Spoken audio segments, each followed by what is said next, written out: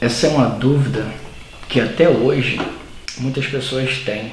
Tanto pessoas que já tiveram seu encontro com Jesus e que têm realmente uma leitura bíblica já há muitos anos, quanto aquelas pessoas que não têm tanto acesso à palavra do Senhor, à leitura, né? Não acesso propriamente à Bíblia, porque aqui no Brasil isso é uma coisa muito fácil, né? Todo mundo tem acesso à palavra de Deus.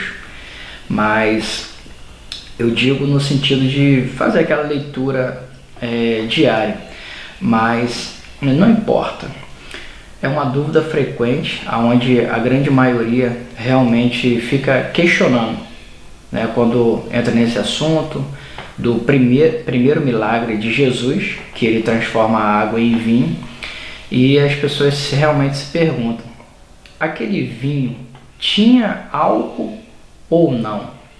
Jesus transforma aquela água em suco de uva ou realmente um vinho alcoólico, onde realmente havia teor alcoólico ali, onde realmente as pessoas pudessem se embriagar, né? Como Jesus, sendo Deus e sendo santo, transforma uma água em uma bebida alcoólica, já que a Bíblia condena a embriaguez. Então, é isso que nós iremos abordar nesse vídeo. Espero que ao final possa sim esclarecer a tua dúvida. E vamos para a leitura da palavra. Eu gostaria de ler um versículo que se encontra no Evangelho de João, capítulo 2, versículo de número 10. Diz assim a palavra do Senhor: E disse: todos põem primeiro o vinho bom, e quando já beberam fartamente, então o inferior, mas tu guardaste até agora o bom vinho. Meus irmãos, esse texto ele vai relatar o primeiro milagre de Jesus, quando ele transforma a água em vinho. Mas a dúvida e o vídeo vai falar sobre, nós iremos abordar sobre esse assunto. Tinha ou não tinha álcool nesse vinho? Era um vinho alcoólico, aonde até hoje a gente pode ver em alguns lugares, alguns mercados, né, algumas lojas vendendo esse vinho que realmente pode deixar a pessoa embriagada, ou não era um vinho, era um suco de uva. Meus irmãos, essa palavra no grego, ela para vinho, ela é traduzida como a palavra oinos. Oinos. Meu grego não é tão fluente assim, vocês me perdoem. Mas é a palavra oinos, que quer dizer vinho. E essa palavra também, ela pode ser traduzida como suco de uva. Ela pode ser traduzida como suco de uva, porque a palavra de Deus, ela não foi escrita no português, e a nossa interpretação, nossa exegese, ela não pode ser feita da Bíblia no português, porque já foi traduzida. Mas quando a gente começa a ver algumas palavras realmente no original, talvez solucione muitas das nossas dúvidas por causa da tradução, por causa da nossa língua.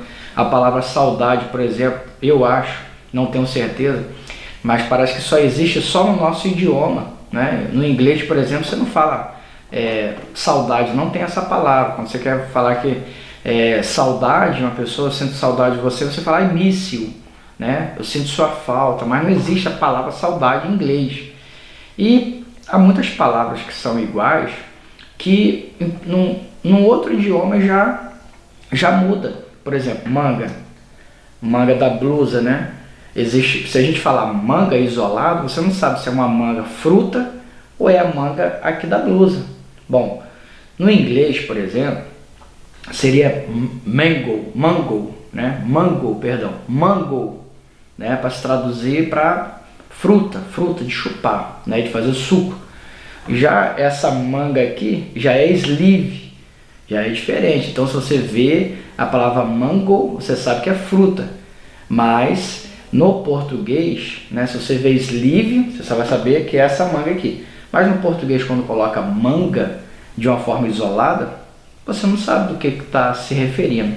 E essa palavra oinos, ela quer dizer, na realidade, tanto o vinho fermentado quanto também o suco de uvas. Então você vai perceber, estudando, que muitas pessoas realmente falam que Jesus transformou a água em vinho alcoólico mesmo, ao vinho que tenha álcool. Mas há outras pessoas também que defendem que realmente não tinha álcool.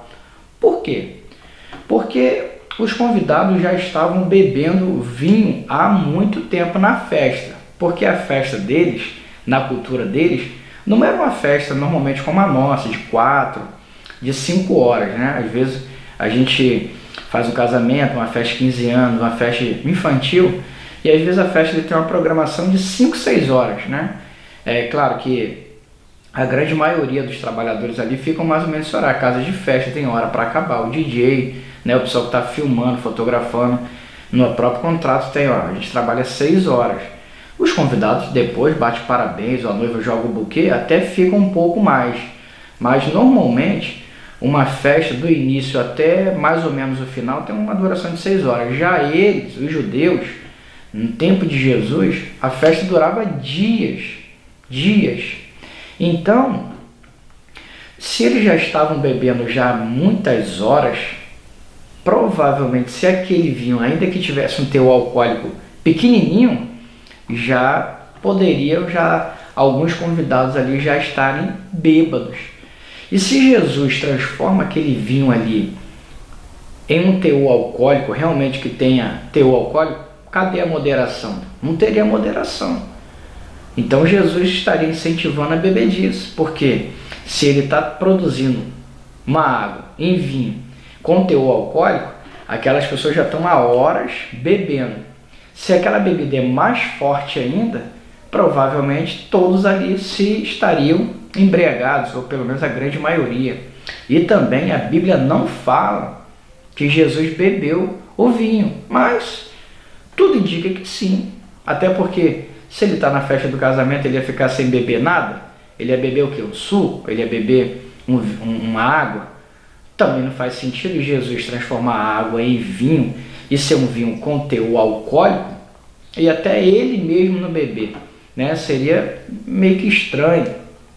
Se ele está transformando algo que é para todo mundo, para aquela coletividade, para os convidados ali, por que não ele também não poderia beber? Mas a Bíblia não registra que ele bebeu. E de qualquer forma, independente se ele bebeu, os convidados beberam, na realidade a Bíblia não condena você beber um pouco de vinho. Ela não condena. A Bíblia condena sim a embriaguez, né? A embriaguez. Só que algumas pessoas que defendem que Jesus transformou essa água no vinho alcoólico é porque essa mesma palavra oinos, que é traduzida aqui em João 2,10, é a mesma palavra vinho que está lá em Efésios capítulo 5, versículo 18. Vamos ler o versículo. Diz assim a palavra do Senhor. Efésios capítulo 5, versículo 18. E não vos embriagueis com vinho em que há devassidão, mas enchei-vos do Espírito. Irmãos, a mesma palavra para vinho que está em João 2,10 é a mesma palavra que está nesse vinho aqui, onde o apóstolo Paulo recomenda e alerta para que você não se embriague com vinho. Por quê? Por causa do teor alcoólico. Mas Paulo também orienta Timóteo a ele não beber apenas água, mas ele beber também um pouco de vinho. Ou seja, esse vinho, ele propriamente não é uma bebida alcoólica, mas algo até medicinal. Porque como não tinha filtro, aquela água ali, aquele pouquinho de vinho poderia filtrar a água. Vamos ler o versículo que se encontra no 1 Timóteo, capítulo 5, versículo 23. Diz assim a palavra do Senhor. 1 Timóteo 5, versículo de número 23.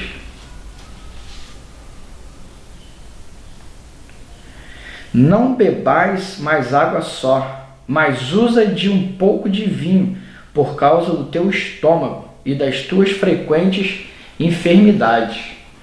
Aqui Paulo orienta Timóteo a beber um pouco de vinho como algo medicinal, para que seja bom também para o estômago dele, não apenas a água. Então a gente vê que esse vinho também não era uma coisa ruim. E como eu já disse, não é pecado você beber o vinho, mas a embriaguez. Meus irmãos, como eu disse para vocês, o vídeo não é para causar dúvida, mas pelo contrário, para que você venha analisar. Eu já disse, algumas pessoas sim falam que esse vinho tinha um pouco de teor alcoólico, ainda que fosse baixinho, pequenininho, mas havia sim esse teor alcoólico. Outros já defendem que não havia, porque essa mesma palavra oinos, ela pode ser traduzida tanto para vinho quanto para suco de uva. E como eu disse, se os convidados estão bebendo há muito tempo, ainda que seja um teor alcoólico muito baixo, mas com o tempo, aquilo ali vai deixar a pessoa embriagada. E se Jesus transforma aquilo ali num vinho um pouco mais forte, provavelmente todo mundo ali estaria embriagado no final do casamento. Mas, para não ficar um vídeo tão longo aqui, irmãos, eu quero deixar um alerta, uma dica talvez, não um alerta, mas uma dica. A Sociedade de Medicina, ela nunca vai recomendar o uso do vinho para que as pessoas possam beber o vinho. Você vai até ouvir um médico ou outro dizer que uma tacinha de vinho, um pouco de vinho todos os dias é bom para o coração. Talvez você já tenha ouvido falar isso, mas a Sociedade de Medicina ela não recomenda isso. É um médico ou outro. Por quê? Porque é muito perigoso você recomendar isso como médico, porque você não sabe, cada pessoa tem um organismo diferente, cada pessoa reage de uma forma diferente.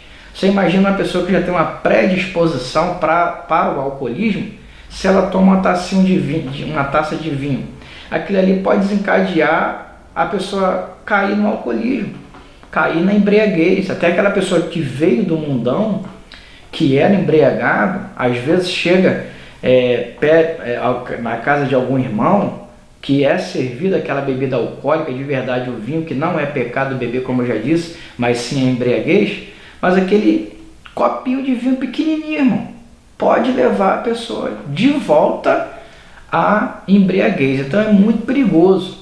Há alguns anos, muitas igrejas realmente proibiam totalmente o uso do vinho. Vai passando o tempo, você vai vendo que isso já vai deixando de lado, e muitas pessoas passam a usar um pouco. Olha, o conselho que eu dou é que você não beba nem isso aqui, nada, justamente por causa disso. Há pessoas que têm essa predisposição para o alcoolismo, e você não sabe quem é quem. Tem pessoas que não vai afetar em nada, vai tomar aquilo ali, encerrou aquilo ali, acabou. Mas quando você pega, por exemplo, a nossa legislação da lei de trânsito, meus irmãos, basta um pequeno gole de um vinho que você já está, quando você faz o teste do bafômetro ali, acusa, e você, quando cai na lei seca ali, tua carteira vai ser apreendida. Pouca coisa, seja de vinho, seja de cerveja. Bom, enfim, malefício também, o refrigerante também faz. Eu não sou médico, né? Mas eu acho até que, na visão de fazer mal ou não para o organismo, o refrigerante é pior ainda do que a cerveja, por causa da grande quantidade de açúcar que tem. Mas estou falando no sentido de dentro do corpo, aquilo ali causa maior estrago.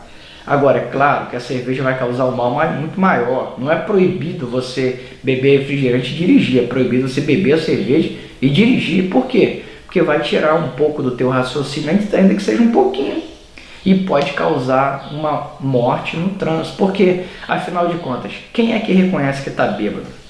Você já viu uma pessoa que está segurando nas paredes? Isso já aconteceu comigo, eu já vi isso. A pessoa está ali quase caindo, segurando nas paredes, não consegue nem andar. Você chega para a pessoa e fala assim: meu amigo, vou te levar em casa, você já está bêbado. Bêbado? Eu? É claro que ele não fala desse jeito, ele fala naquela linguagem de bêbado, né? Meio que doidão assim. Bêbado? Eu? Ah, não tô bêbado não. Você tá vendo que a pessoa está completamente embriagada, mas ela não assume que está embriagada. E o que é um copinho para uma pessoa deixar embriagada, para o outro pode não ser. Então isso é muito perigoso.